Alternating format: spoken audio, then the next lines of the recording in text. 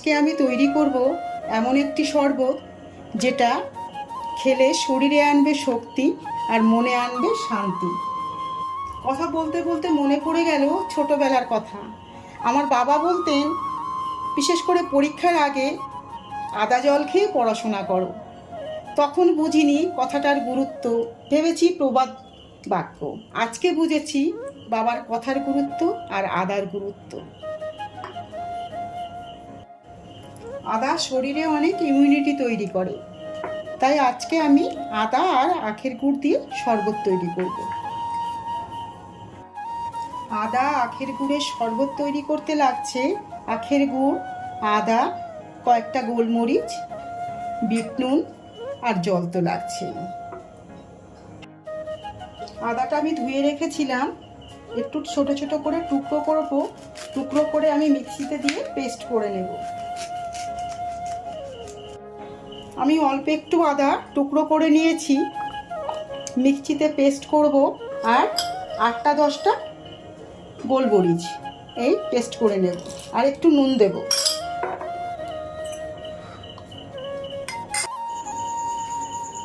মিক্সিতে পেস্ট করে নিয়েছি, এই যে এরকম হবে। এবার আমি এই পাত্রটায় গুড় দিয়ে মিশিয়ে নেব সব।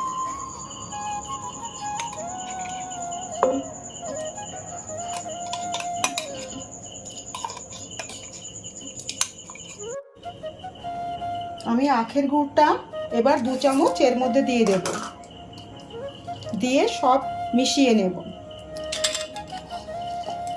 2 গ্লাসের জন্য 2 চামচ নিলেই হবে। যে যেমন মিষ্টি খায় একটু কম বেশি করে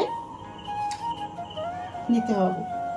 আর একটু নুন দেব, নুন একটু দিয়েছি, আর একটুখানি দেব। দিয়ে এবার জল দিয়ে, ঠান্ডা জল ফ্রিজের, এগুলো ঠান্ডা জলটা দিয়ে আমি ভালো করে মিশিয়ে নেব।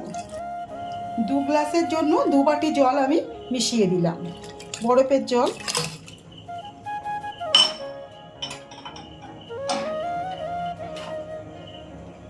আর এটা দিয়ে আমি ভালো করে মিশিয়ে নেব।